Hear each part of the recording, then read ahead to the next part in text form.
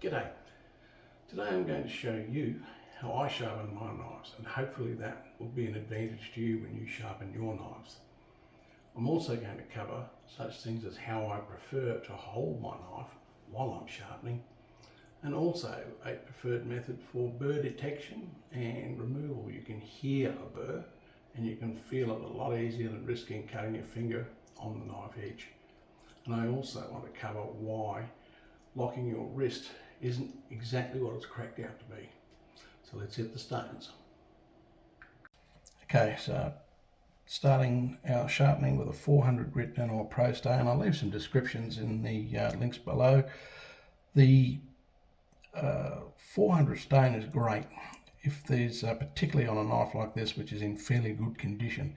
But with a rounded, someone that's never sharpened a knife and got a round bevel, this will take maybe only 5 minutes extra to get the bevel happening. So what we're doing now, we're just going to hold the knife like this.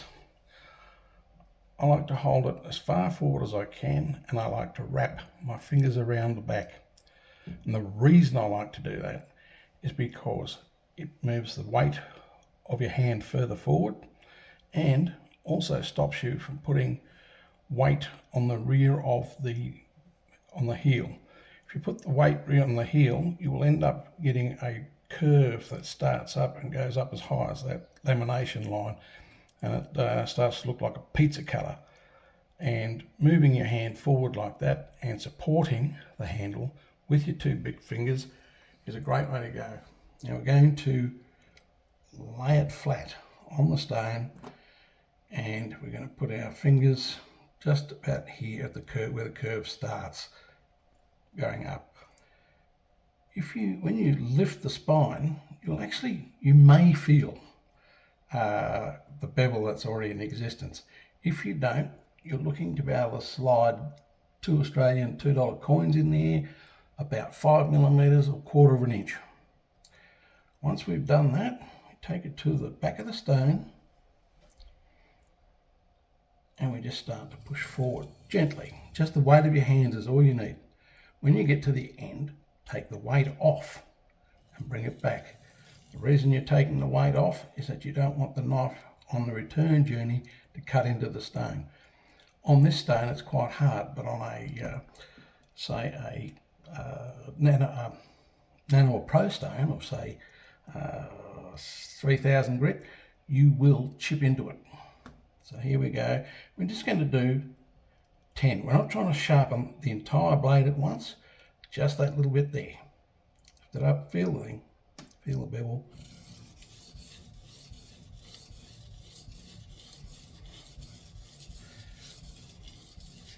And then continue down.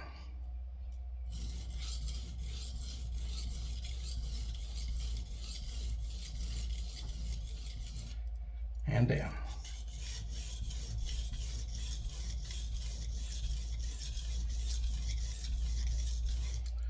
Now, not forgetting the tip, you need to, in my opinion, lift the heel of the blade up slightly, because you want to maintain a good consistent angle. Now, just locking your wrist and doing it probably means you need to change your angle on the stone anyway. I find a lot easier just to lift the heel up a few millimeters, and then you've got your edge right on the stone again.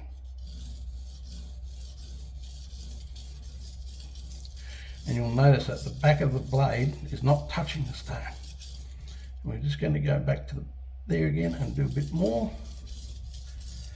And once that's done, we can either turn it over, as most people do, and just put your finger down there, tilt it up.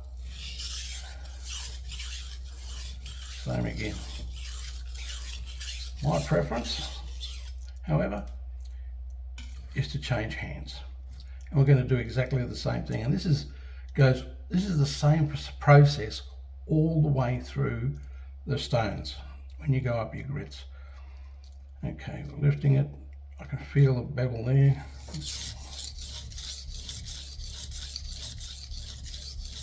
We're doing about 20 strokes per side. And for a knife that has a chips or a round bevel, I end up maybe doing 100 strokes each side. Now at this point we're just going to inspect it. Now with a burr happens when you've reached an apex and you're now grinding that apex down, and one part folds over the top, and you can feel that by either running your thumb across. But I'm finding a much better way is to actually, and unfortunately you can't hear this, but you can feel the bevel, you can feel the burr forming by running a cloth, the sponge over the knife, the knife over the sponge, and you'll feel it.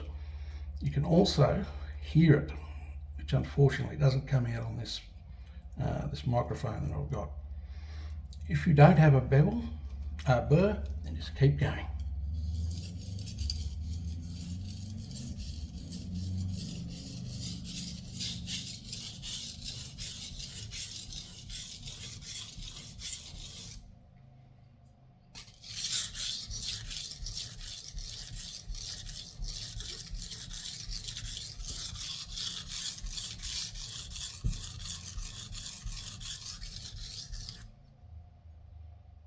Yeah, this one forming there, and I can feel it. And it's difficult to explain, but it feels like it's tearing at the sponge.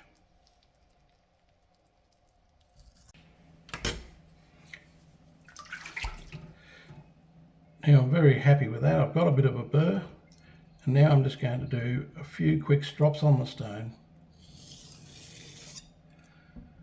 and that should remove the burr. If not, keep watching.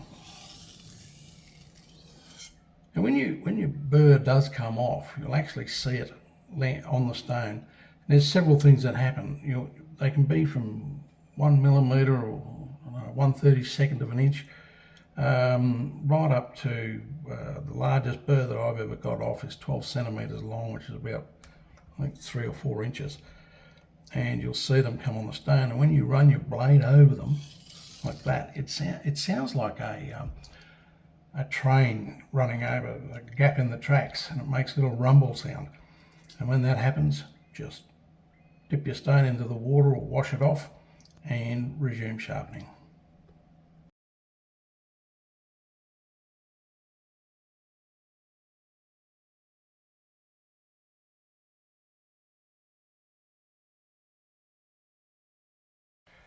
Okay, so we're happy now with what we've done with the 400 grit stone. Now we're going to do exactly the same on a 1000 grit stone. This one's a Morihei 1000 grit. Little if anything changes. Fingers down near the edge and pushing forward. You'll notice this one's a lot quieter.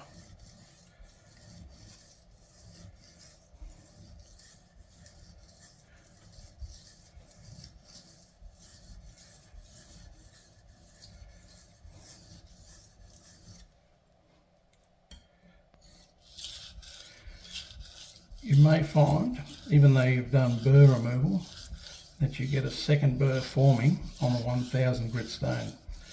And that's quite normal. You do probably get some burrs forming on 3000 and 6000 grit stones.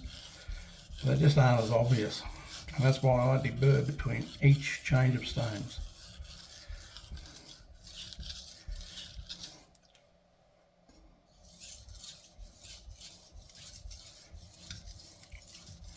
Or if you prefer, this way.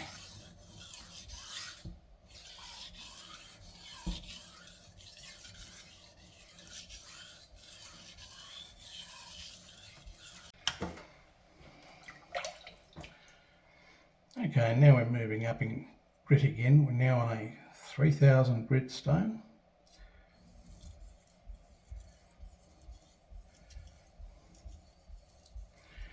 You can even see with the 3000 grit how it's very rapidly taking material off the blade.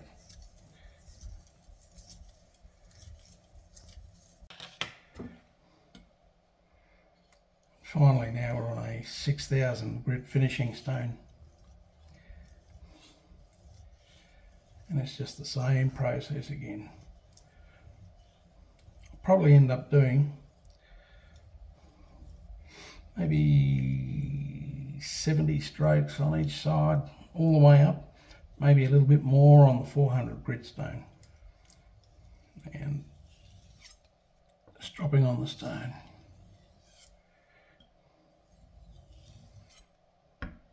Maybe 12 on each side.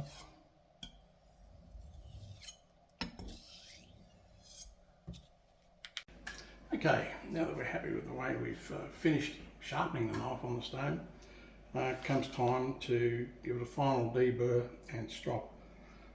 Now, my preferred way, and this is the way I do it between each stone, is to just wobble a knife and take a few strokes on the rough side,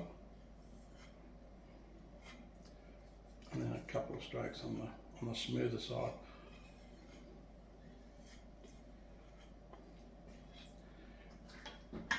You can use newsprint. It's ideal. Same deal.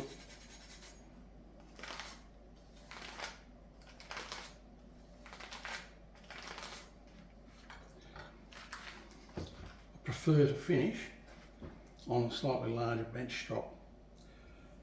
If you haven't got a knife, if your knife hasn't got an edge after 12 strops on each side, it's not going to get one.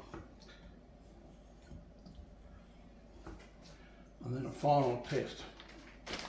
Everyone wheels this out, but I do like it because you can tell where the knife is catching and you're listening for a consistent sound all the way through the slice. And that ought to be enough to cut carrot a couple of microns thick.